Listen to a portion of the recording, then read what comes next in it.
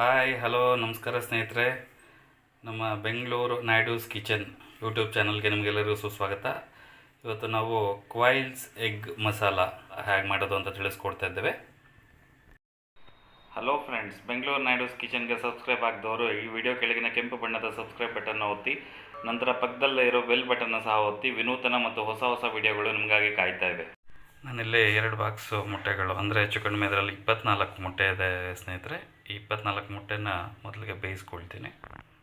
ಎಲ್ಲ ಮೊಟ್ಟೆಗಳನ್ನ ಒಂದು ಪಾತ್ರೆಯಲ್ಲಿ ಹಾಕಿ ಮುಳುಗುವಷ್ಟು ನೀರು ಹಾಕಿ ಇಟ್ಕೊಂಡಿದ್ದೀನಿ ಸ್ನೇಹಿತರೆ. ಇದನ್ನು ಒಂದು 10 ನಿಮಿಷಗಳ ಕಾಲ ಗ್ಯಾಸ್ ಸ್ಟವ್ ಮೇಲಿಟ್ಟು ನಾವು ಬೇಯಿಸ್ಕೊಂಬೋಣ. ಕೊಯ್ಲ್ ಎಗ್ಗಳನ್ನ ಚೆನ್ನಾಗಿ ಬೇಯಿಸ್ಕೊಂಡು ತೊಗೊಂಡಿದ್ವಿ ಸ್ನೇಹಿತರೆ. ಇದರ ಸಿಪ್ಪೆ ಎಲ್ಲ ಕ್ಲೀನಾಗಿ ಬಿಡಿಸಿ ತೊಗೊಂಡಿದ್ದೀವಿ. ಇದ್ರ ಜೊತೆಗೆ ಕೊಯ್ಲ್ ಎಗ್ಸ್ ಮಸಾಲ ಮಾಡೋಕ್ಕೆ ಬೇಕಾಗಿರೋಂಥ ಸಾಮಗ್ರಿಗಳು ನೋಡೋಣ. ಮೊದಲಿಗೆ 2 ಈರುಳ್ಳಿ ತೊಗೊಂಡಿದ್ದೀನಿ. ಇದ್ರ ಜೊತೆಗೆ ಒಂದು 3 ಟೊಮ್ಯಾಟೊ ಪ್ಯೂರಿ ಮಾಡಿ ಇಟ್ಕೊಂಡಿದ್ದೀವಿ. ಇಲ್ಲಿಗೆ ಅರಿಶಿನ ಪುಡಿ ಒಂದು ಅರ್ಧ ಟೀ ಸ್ಪೂನು, ಉಪ್ಪು ರುಚಿಗೆ ತಕ್ಕಷ್ಟು, ಗರಂ ಮಸಾಲ ಒಂದು ಹಾಫ್ ಟೀ ಸ್ಪೂನು, ಖಾರದ ಪುಡಿ 1.5 ಟೀ ಸ್ಪೂನು, ಕಾಳು ಮೆಣಸಿನ ಪುಡಿ 1 ಟೀ ಸ್ಪೂನು, ಧನಿಯಾ ಪುಡಿ 1 ಟೀ ಸ್ಪೂನು, ಜೀರಿಗೆ ಪುಡಿ 1 ಟೀ ಸ್ಪೂನು. ಇದರ ಜೊತೆಗೆ ಶುಂಠಿ ಬೆಳ್ಳುಳ್ಳಿ ಪೇಸ್ಟು 1 ಟೇಬಲ್ ಸ್ಪೂನು, ಎಣ್ಣೆ 1/4 ಬಟ್ಲಷ್ಟು ತೊಗೊಂಡಿದ್ದೀನಿ, ಕೊತ್ತಂಬರಿ ಸೊಪ್ಪು ಒಂದು ಸ್ವಲ್ಪ ತೊಗೊಂಡಿದ್ದೀನಿ, ಒಂದು 2 ಮೆಣಸಿನ್ಕಾಯಿ ತೊಗೊಂಡಿದ್ದೀವಿ, ಮತ್ತು ಇದ್ರ ಜೊತೆಗೆ ಕರಿಬೇವಿನ ಸೊಪ್ಪು ಸ್ವಲ್ಪ ತೊಗೊಂಡಿದ್ದೀವಿ. ಸ್ಟವ್ ಮೇಲೆ ಒಂದು ಪ್ಯಾನ್ ಇಟ್ಕೊಂಡು ಸ್ಟವ್ ಆನ್ ಮಾಡ್ಕೊಳ್ಳಿ ಸ್ನೇಹಿತರೆ. ಇದರಲ್ಲಿ ನಾವು ಎಣ್ಣೆ ಸೇರಿಸ್ಕೊಳ್ಳೋಣ. ಮೊದಲಿಗೆ ಎಣ್ಣೆ ಬಿಸಿ ಆದಮೇಲೆ ಇದಕ್ಕೆ ಮಸಾಲೆಗಳನ್ನ ಸೇರಿಸ್ಕೊಳ್ಳೋಣ. ಮೊದಲಿಗೆ ಅರಿಶಿನ ಪುಡಿ, ಇದ್ರ ಜೊತೆಗೆ ಖಾರದ ಪುಡಿ ಹಾಕೋಣ. ಸ್ವಲ್ಪ ಉಪ್ಪು ಸೇರಿಸ್ಕೊಳ್ಳೋಣ. ಎಲ್ಲ ಚೆನ್ನಾಗಿ ಕಲಿಸ್ಕೊಳ್ಳೋಣ ಸ್ನೇಹಿತರೆ. ಈಗ ಈ ಮಿಶ್ರಣಕ್ಕೆ ನಾವು ಮೊದಲೇ ಬೇಯಿಸಿ ಇಟ್ಕೊಂಡಿರತಕ್ಕಂಥ ಕೊಯ್ಲ್ ಮೊಟ್ಟೆಗಳನ್ನ ಸೇರಿಸ್ಕೊಳ್ಳೋಣ.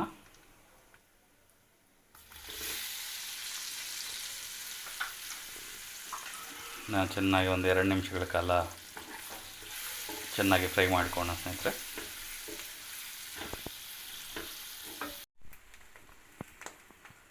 ನೋಡಿ, ಒಂದು 2 ನಿಮಿಷಗಳ ಕಾಲ ಚೆನ್ನಾಗಿ ಫ್ರೈ ಆಗಿದೆ. ಇದನ್ನೆಲ್ಲ ಒಂದು ಬೌಲ್ಗೆ ಶಿಫ್ಟ್ ಮಾಡ್ಕೊಳ್ಳೋಣ ಸ್ನೇಹಿತರೆ.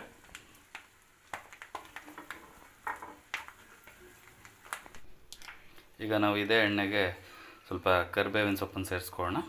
ಯಾವ ಎಣ್ಣೆನಲ್ಲೇ ಮೊಟ್ಟೆಗಳನ್ನ ಬೇಯಿಸ್ಕೊಂಡಿದ್ದೀವೋ ಅದೇ ಎಣ್ಣೆನಲ್ಲೇ ಮುಂದಿನ ಎಲ್ಲ ಮಸಾಲೆಗಳನ್ನ ಸೇರಿಸ್ಕೊಂಡು ನಾವು ಮಿಕ್ಸ್ ಮಾಡ್ಕೊಳ್ಳೋಣ ಸ್ನೇಹಿತರೆ. ಇಲ್ಲಿರುವಂಥ ಈರುಳ್ಳಿನ ಸೇರಿಸ್ಕೊಳ್ಳೋಣ ಸ್ನೇಹಿತರೆ.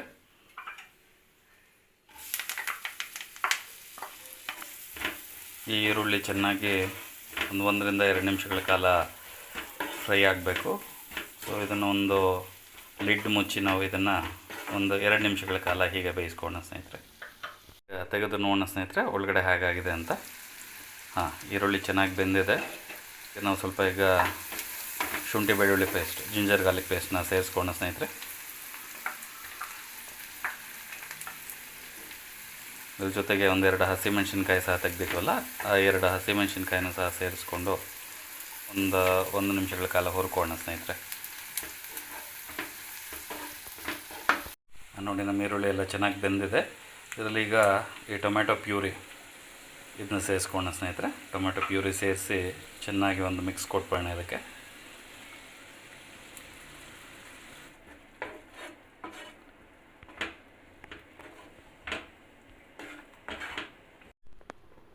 ನೋಡಿ ಸ್ನೇಹಿತರೆ, ನಮ್ಮ ಮಿಶ್ರಣ ಚೆನ್ನಾಗಿ ಮಿಕ್ಸ್ ಆಗಿದೆ ಮತ್ತು ಸ್ವಲ್ಪ ಕುದಿಯುವ ಹಂತಕ್ಕೆ ಬಂದಿದೆ. ಇದರಲ್ಲಿ ಮಸಾಲೆಗಳನ್ನ ಸೇರಿಸ್ಕೊಳ್ಳೋಣ. ಮೊದಲಿಗೆ ಜೀರಿಗೆ ಪುಡಿ, ಧನಿಯಾ ಪುಡಿ, ಗರಂ ಮಸಾಲ ಮತ್ತು ಕಾಳು ಮೆಣಸಿನ ಪುಡಿ ಇದನ್ನೆಲ್ಲ ಹಾಕಿ ಚೆನ್ನಾಗಿ ಒಂದು ಸಲ ಮಿಕ್ಸ್ ಮಾಡ್ಕೊಂಬೋಣ ಸ್ನೇಹಿತರೆ. ಈಗ ಈ ಮಿಶ್ರಣನ ನಾವು ಹೆಚ್ಚು ಕಡಿಮೆ ಒಂದು 3-4 ನಿಮಿಷಗಳ ಕಾಲ ಹಾಗೆ ಕುದಿಯೋಕ್ಕೆ ಬರೋವರೆಗೂ ಹಾಗೆ ಬರೋಣ. ಒಂದು ಲಿಡ್ ಕ್ಲೋಸ್ ಮಾಡಿಬಿಟ್ಟು. ಈಗ 2 ನಿಮಿಷಗಳ ಕಾಲ ಆಗಿದೆ ಸ್ನೇಹಿತರೆ. ತೆಗೆದು ನೋಡೋಣ ಹೇಗಾಗಿದೆ ಅದು ಒಳಗಡೆ ಅಂತ. ಲಿಡ್ ಓಪನ್ ಮಾಡಿ ನೋಡೋಣ ಒಳಗಡೆ. ಚೆನ್ನಾಗೆಲ್ಲ ಮಸಾಲೆಗಳೆಲ್ಲ ಹಿಡ್ಕೊಂಡಿದೆ. ಇನ್ನೊಂದು ಸಲ ಕ್ಲೀನಾಗಿ ತಿರುಗಿಸ್ಕೊಂಬೋಣ ಸ್ನೇಹಿತರೆ. ಕ್ವೈಲ್ ಎಗ್ಸ್ನ ಸೇರಿಸ್ಕೊಳ್ಳೋಣ ಸ್ನೇಹಿತರೆ. ಕ್ಲೀನಾಗಿ ಒಂದು ಮಿಕ್ಸ್ ಕೊಟ್ಬೋಣ ಅದಕ್ಕೆ.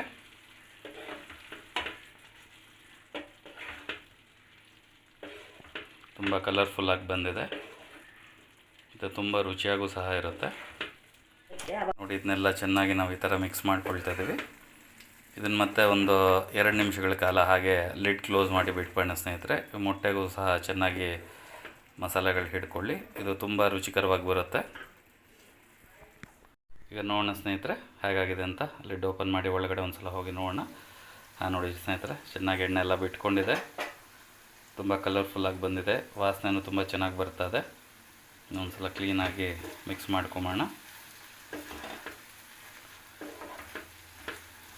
ಅದಕ್ಕೆ ಕಡೆದಾಗಿ ಸ್ವಲ್ಪ ಕೊತ್ತಂಬರಿ ಸೊಪ್ಪು ಸೇರಿಸ್ಕೊಂಡು ಇದನ್ನ ಸರ್ವಿಂಗ್ ಬೌಲ್ಗೆ ತೊಗೊಂಬೋಣ ಸ್ನೇಹಿತರೆ.